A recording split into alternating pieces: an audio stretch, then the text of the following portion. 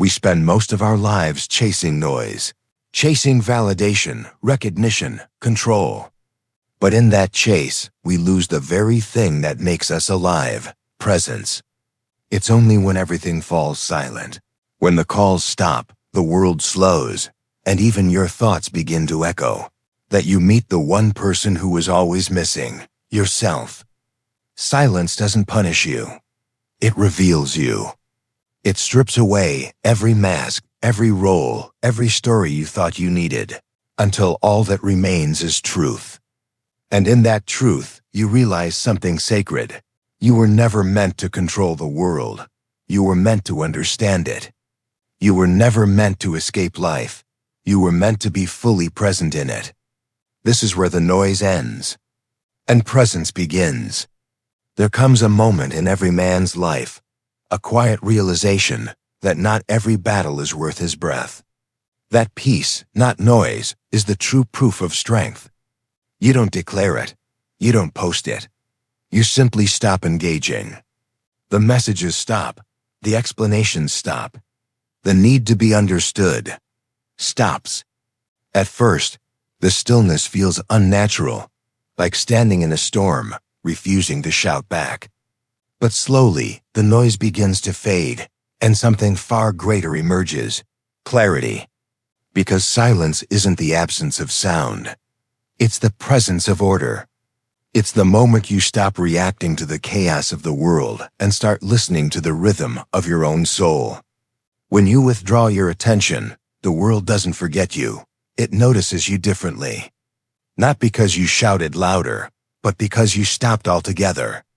You see, silence is a strange form of presence. It unsettles illusions. It reveals what noise used to hide. When you cease to chase, the ego begins to wonder why it's no longer being fed. When you no longer respond, attachment starts to starve. And what once appeared powerful, the validation, the drama, the endless need to explain, suddenly collapses into dust. The world is loud because it fears quiet. Egos shout because they tremble at the sound of their own emptiness. But when you become still, you expose that fear, not in others, but in yourself. At first, your ego will whisper, "Why aren't they responding? Why doesn't the world see your worth? Why stay silent when you could defend yourself?" And that's when you must remember, the silence is not punishment. It's purification. You're not retreating out of weakness. You're retreating into wisdom. Because every man must one day choose between the need to prove and the need to preserve.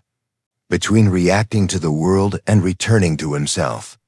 When you walk away from noise, you begin to hear truth. Not the truth of words, but of weight.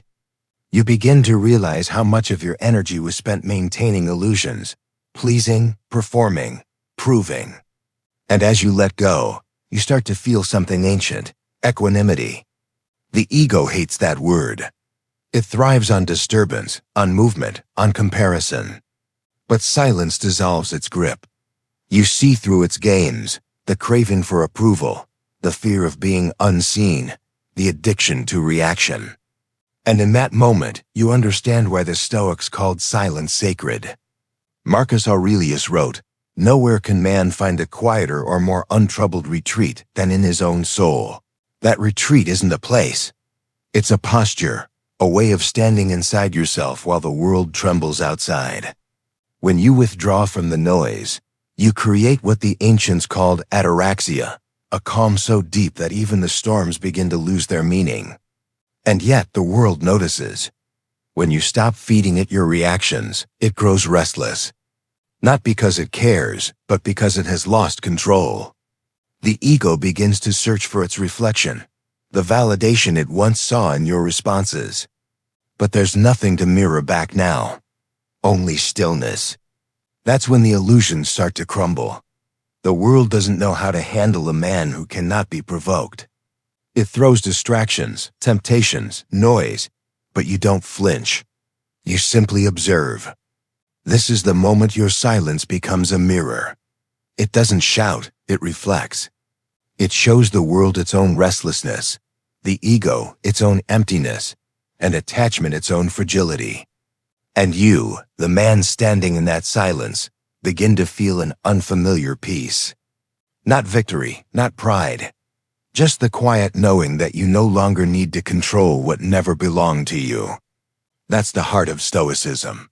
Control yourself, and the world loses its power over you. Because the truth is, when you stop trying to make the world understand you, you start understanding the world. You see how chaos feeds on attention, how false power thrives on reaction. And in refusing to participate, you reclaim authority over the only kingdom that ever mattered, your inner one. The ego will resist. It will call you cold, detached, indifferent. But you know better. You've simply learned that compassion doesn't mean compliance. Peace doesn't mean passivity. And silence, true silence, isn't the absence of emotion, but the mastery of it. Let the world feel the distance. Let the noise echo back into itself. Let your absence reveal the imbalance that was always there. Because when you stop giving your energy to every demand, you don't become invisible, you become unmistakable. Every reaction you refuse, every storm you walk away from, becomes a lesson the world cannot ignore. You're not proving your worth anymore, you're embodying it. That's why silence, when grounded in strength, doesn't erase you. It amplifies you. It turns absence into reflection, and reflection into respect. In time, you begin to see what the noise could never teach. That calm is power. That patience is command. That restraint is not loss, it's leadership. And so you stay still. You stay grounded. You stay silent, not out of defeat, but out of discipline. Because the moment you no longer need to react, you have already won. The world will keep spinning. The ego will keep shouting. Attachments will keep tempting. But none of it will move you. You found the quiet center within the storm, the silence that speaks louder than anger, clearer than words, stronger than noise. And in that silence, you finally understand. Peace is not given by the world. It's created by mastering your response to it. That is the silence that speaks, the one that doesn't ask to be understood, because it already is. When you walk away from noise, something strange begins to happen. The world doesn't stay quiet, it rearranges itself. Your absence becomes architecture. The stillness you leave behind starts shaping what remains. This is what philosophers call the vacuum effect, the natural tension that arises when energy withdraws. Nature hates emptiness.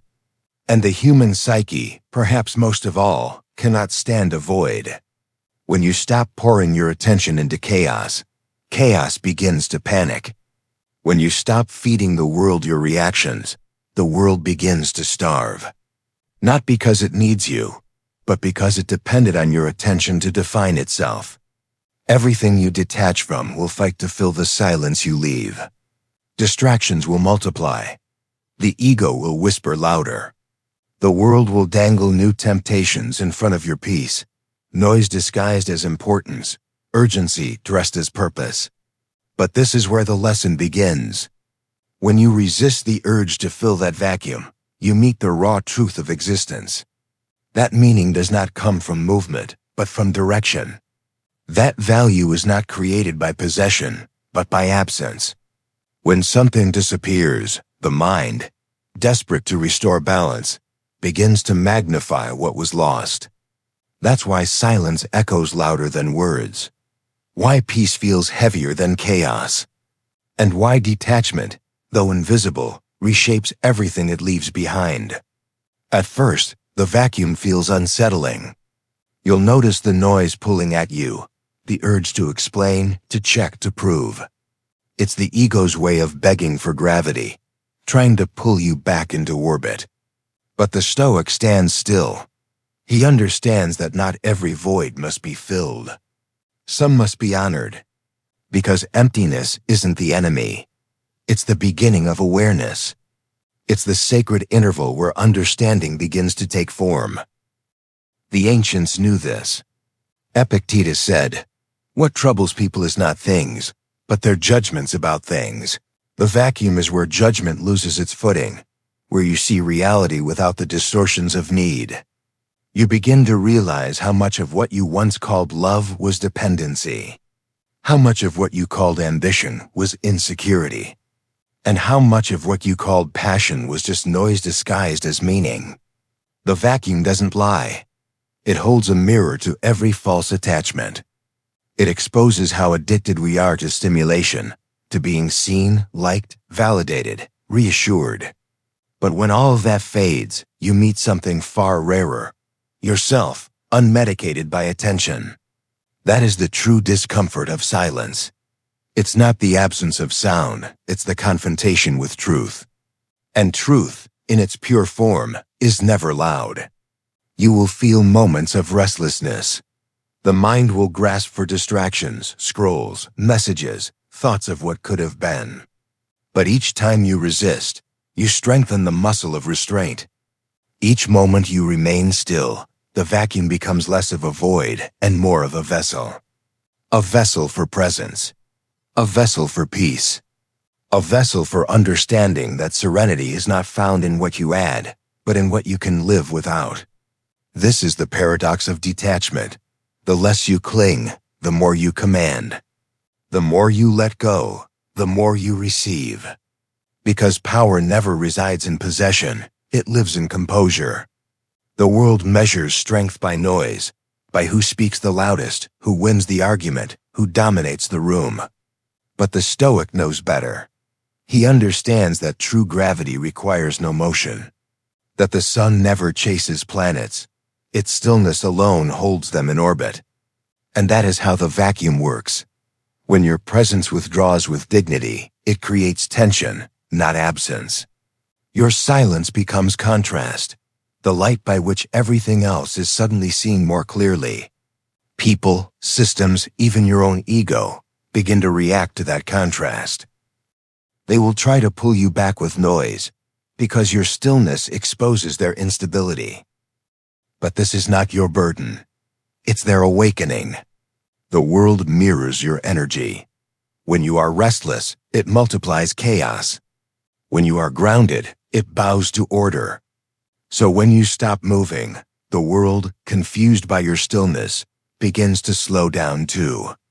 The vacuum becomes a teacher. It shows you the difference between presence and pressure, between attention and awareness, between living loudly and living deliberately.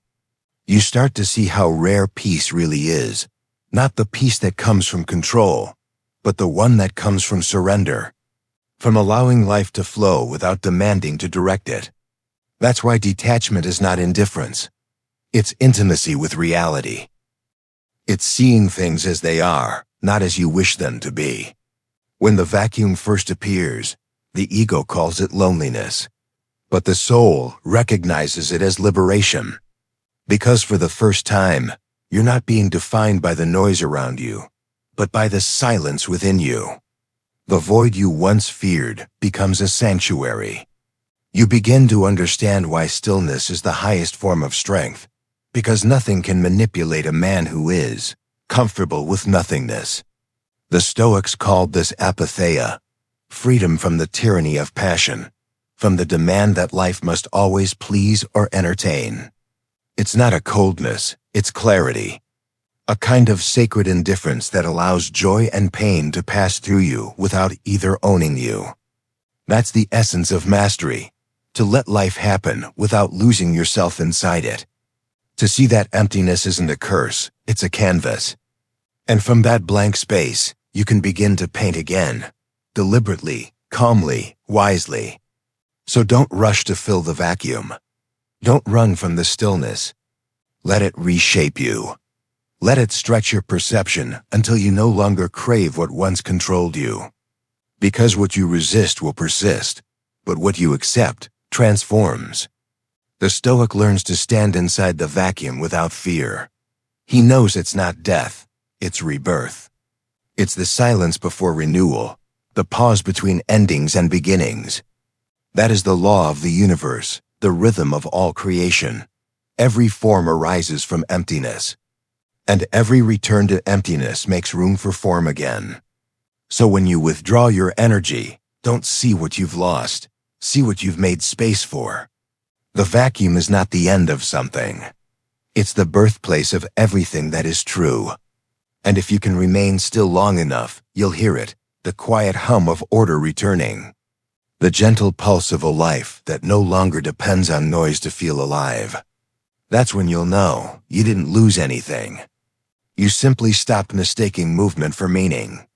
And in the vastness of that vacuum, you finally remember what the Stoics always knew.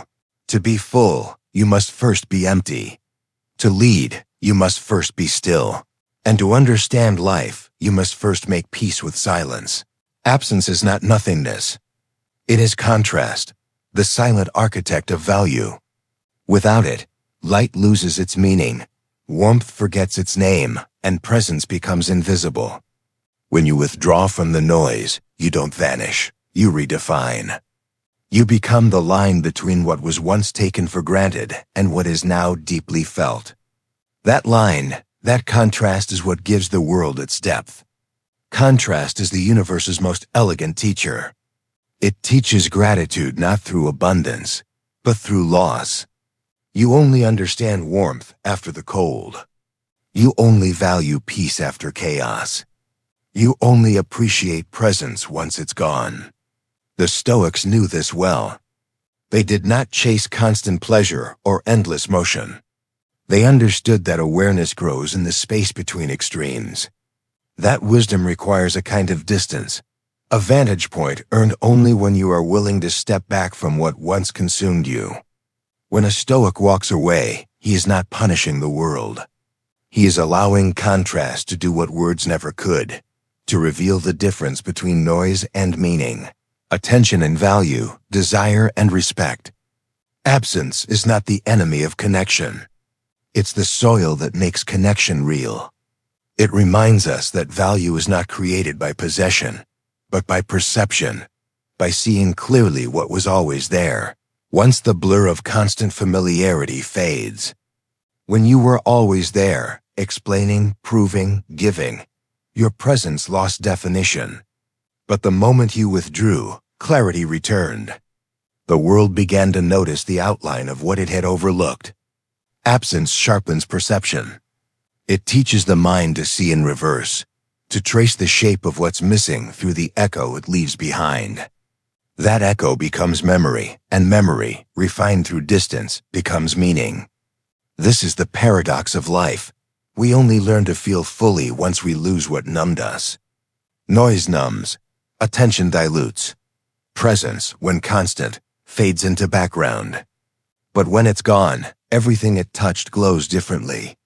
That glow, that ache of remembrance, is the essence of contrast. It's how the mind tells the heart, this mattered. You see, contrast isn't cruelty. It's calibration. It adjusts our senses, reminding us of proportion, of significance. It separates what was essential from what was excessive. And in that separation, clarity is born. In absence, we discover weight, the weight of things we once dismissed. The silence after laughter, the stillness after chaos, the space where a voice once lived. These are not voids, they are mirrors. They show us what presence meant. Most people fear emptiness because they mistake it for loss. But the Stoic understands, absence is illumination. It's the inverse form of gratitude. It's the echo that reveals the walls of the soul. When the world grows quiet, your thoughts begin to echo differently. You hear not what is gone, but what was always speaking underneath the noise. That's when reflection becomes revelation. Contrast doesn't simply remind, it refines. It transforms longing into understanding. It polishes the raw metal of experience until only truth remains. And truth, as every philosopher learns, rarely arrives loudly. It enters in silence, carrying both the weight of what's gone and the light of what remains. Absence is the great sculptor of perception. It carves definition out of the blur. It reveals that what we miss is not always the thing itself, but the part of ourselves that existed in relation to it. We don't grieve the sun for setting. we grieve the warmth that once lived on our skin. This is why the Stoics spoke often of loss, not as tragedy, but as training. They believed that every disappearance is an invitation to reevaluate what endures and what was illusion. To learn that value is not found in permanence, but in awareness. When you lose something, do not rush to replace it. Observe the contrast it leaves. Let it reveal the outline of meaning you never saw before. That is how absence becomes teacher, through its ability to clarify what presence concealed. In that contrast, humility is born. You begin to realize how temporary everything is, how fragile, how sacred the smallest moments truly are. And you also see the only constant that remains, yourself, the observer behind every changing scene. Absence is not there to wound you. It's there to wake you, to strip away illusion until only essence remains. The Stoic doesn't run from it. He bows to it, understanding that life, like art, gains beauty through contrast. A painting without shadow is flat. A song without silence is noise. And a life without absence is forgettable. When you embrace contrast, you stop fearing loss. You start seeing it as revelation, a necessary shift in light that shows you what truly matters. That is why the Stoic does not cling.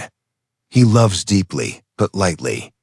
He gives fully, but without demand.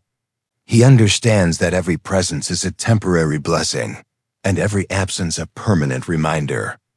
Contrast teaches balance. It whispers that both the shadow and the light belong to the same whole. That peace and pain are not enemies, but collaborators in the shaping of the soul. So when something leaves your life, a person, a dream, a season, don't curse the emptiness it leaves behind. Watch what grows there instead. Because the soil of loss, when watered with understanding, always blooms into wisdom. In time you'll see what the Stoics saw, that absence is not a punishment, but a mirror. It doesn't steal from you, it reflects you. It shows where you still cling, where you still fear, and where you are finally free. And when you can look into that mirror without resistance, without panic, without trying to fill the space with noise, you will have reached the state of apatheia, the calm clarity of a man who no longer mistakes change for loss. Absence becomes peace. Contrast becomes understanding. And silence, once unbearable, becomes the most honest companion of all. Because only in the contrast of absence does presence truly become sacred. There comes a silence so deep, it stops reflecting the world and starts reflecting you. At first, it feels unsettling. You think you've withdrawn from the noise outside, but in truth, you've only entered the noise within. Every echo you silenced now returns as thought. Every face you turned away from reappears as memory. The stillness you sought begins to speak, and its language is reflection. This is the mirror of the mind, the most honest surface in existence. It doesn't lie, doesn't flatter, doesn't edit.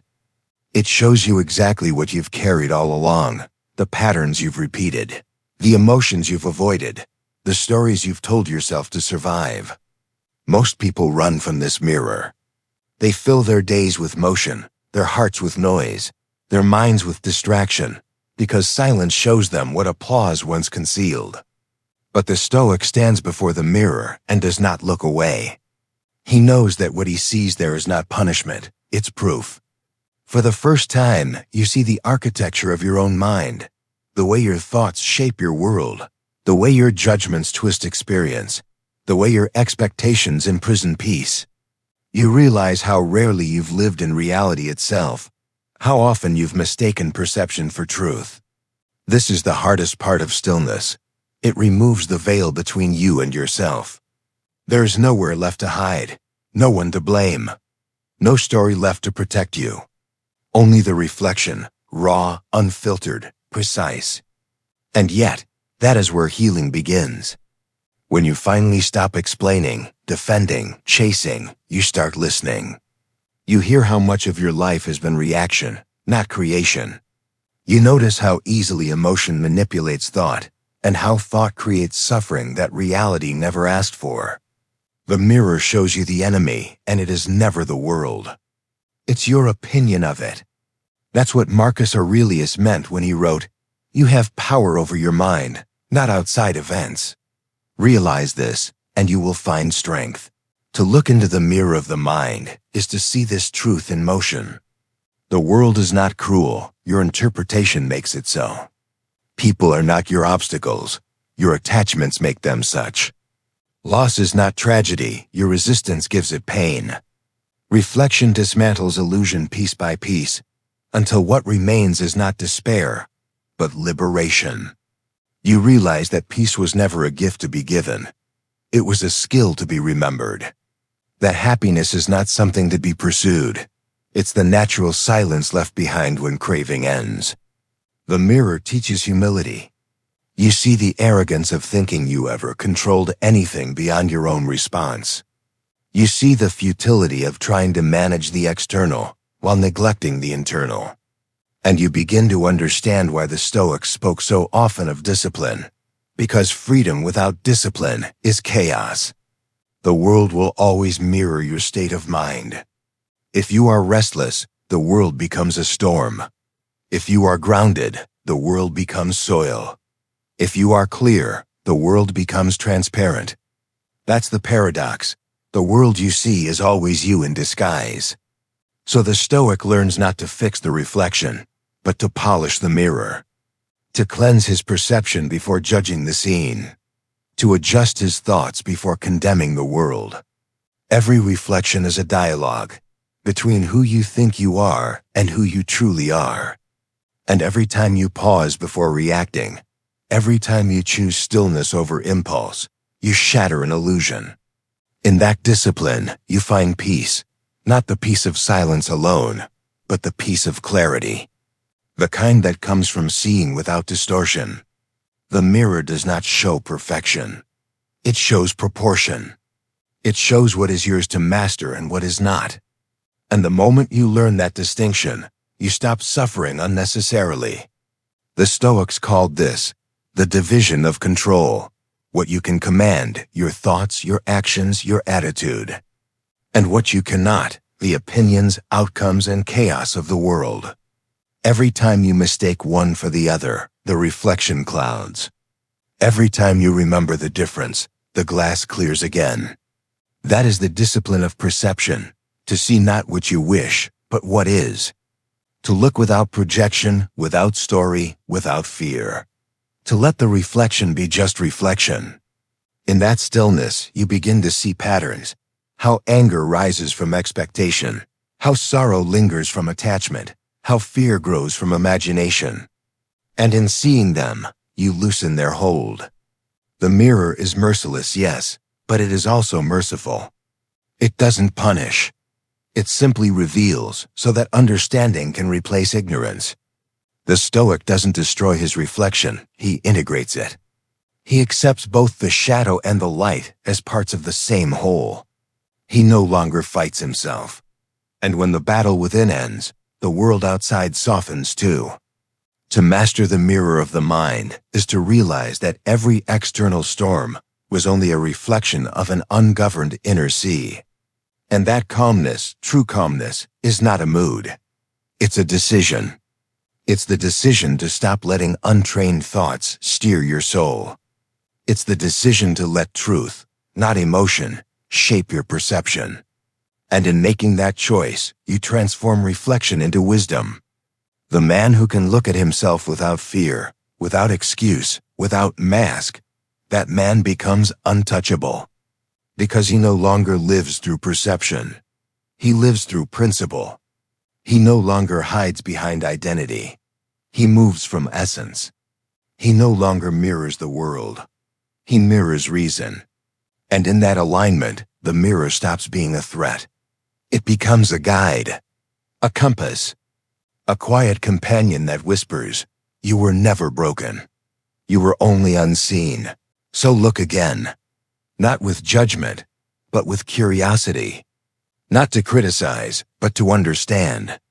Because every reflection, if faced with honesty, becomes revelation. That is what the Stoics meant by know thyself, not a slogan, a practice, a daily confrontation with your own mind, until you stop mistaking the reflection for the truth and start becoming the truth itself. And when that happens, silence no longer frightens you. Stillness no longer feels empty. Absence no longer feels like loss. Because you've met the only person you were ever running from, yourself. In the mirror of the mind, you don't find perfection. You find peace. And that, the Stoics believed, is the highest form of strength. There comes a moment after silence, after absence, after the mirror has spoken, when you must return. Not to what you were, but to what remains. You step back into the world, not as the same man who left it, but as someone tempered by stillness. Your movements are slower now, not from fear, but from awareness. Your words are fewer, but they carry weight. Even your silence feels alive, as if it's listening back. This is the return to presence, the Stoic homecoming. Not a triumph over the world, but a reconciliation with it. You no longer fight against the flow. You move with it, anchored by the quiet certainty that what happens outside can no longer disturb what is steady within. The world has not changed. People still chase noise, still confuse attention for love, still mistake distraction for meaning. But you have learned the rare art of standing still while everything else trembles. Presence is not a performance. It is not charisma nor control. It is the quiet gravity of a soul that has stopped seeking validation. It is the look in the eyes of a man who has faced himself and no longer fears what he sees. You walk through crowds, but their chaos no longer enters you. You listen without absorbing. You act without attachment. You serve without expectation. Every motion now carries intention, not the frantic energy of proving, but the calm rhythm of knowing. You've discovered what the Stoics called equanimity, the balance that survives the storm. And this balance is not cold or detached. It's warmth without fever. It's engagement without dependency. It's love without losing yourself. Because now you understand, to be present is not to be everywhere, it's to be entirely here. To occupy this moment without being pulled by the gravity of the past or the mirage of the future. To breathe as if each breath is both arrival and release. That's what returning means, to inhabit the world again, not as a prisoner of reaction, but as a guardian of perception. You begin to see that the world doesn't need your control, it needs your composure. It doesn't need your opinions, it needs your understanding. And it doesn't need your noise, it needs your presence. Presence to the Stoic is not the absence of motion. It's motion aligned with virtue. It's the discipline of attention, the awareness that every thought, every glance, every choice is an act of creation. You no longer move unconsciously. You choose your response. You select your thoughts. You guard your peace. And in doing so, you reclaim the only form of power that cannot be taken, self-command. Presence is mastery, not over others, but over self. It is the still flame that cannot be blown out by circumstance. It is the silent strength that speaks louder than words. Once, you sought meaning in noise, in the approval of others, in the chase for recognition, in the illusion of control. Now you see that meaning was always hiding in simplicity, in breath, in clarity, in the decision to remain calm. The Stoic does not seek escape from the world. He becomes so grounded that the world can no longer uproot him. He still feels, but he is not ruled by feeling. He still dreams, but he is not deceived by dreams. He still loves, but without fear of loss. That is the paradox of return. You walk among the same chaos, yet you are no longer a part of it. You live in the same world, but from a higher vantage, not above others, but above confusion. You start to notice beauty in ordinary things, the texture of light on a table, the rhythm of footsteps on a quiet street, the breath between conversations. What once felt mundane now feels sacred because you are fully there. Presence is the miracle that hides in plain sight. It turns routine into ritual, observation into prayer, and each moment into a sanctuary. That's why the Stoics spoke of living in agreement with nature, not in retreat from life, but in deep alignment with its rhythm. To return to presence is to live with awareness, to meet each moment not with resistance, but with reverence. You no longer ask, "Why is this happening to me?" You ask, "What is this revealing in me?" You stop chasing outcomes and start cultivating response.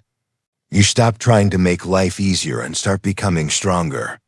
You understand now that peace is not found at the end of struggle. It is found within the struggle. When resistance turns into acceptance, and chaos becomes a teacher. The Stoic returns to the marketplace, to the noise, to the crowd, but he carries the temple within him. He no longer needs solitude to find silence. He is the silence. He no longer waits for the world to slow down. He brings stillness to it. That is presence, the quiet revolution of consciousness. And when people look at you now, they won't understand it. They'll sense something different, a depth they can't name, a steadiness they can't imitate. They'll feel your calm and mistake it for mystery. But it isn't mystery. It's mastery. You've become what the Stoics called a sage in progress, not perfect, but awake. You no longer react to life, you respond to it. You no longer chase peace, you embody it. And as you stand in that calm, you realize you were never meant to escape the world, you were meant to understand it. Not to rise above humanity, but to live it more completely, with open eyes, a steady breath, and an unshaken heart. This is the return to presence, where silence becomes strength, where absence becomes clarity, where reflection becomes wisdom, and where wisdom finally becomes life. You no longer walk away from the world. You walk with it, quietly, peacefully, unmoved, unbroken, free.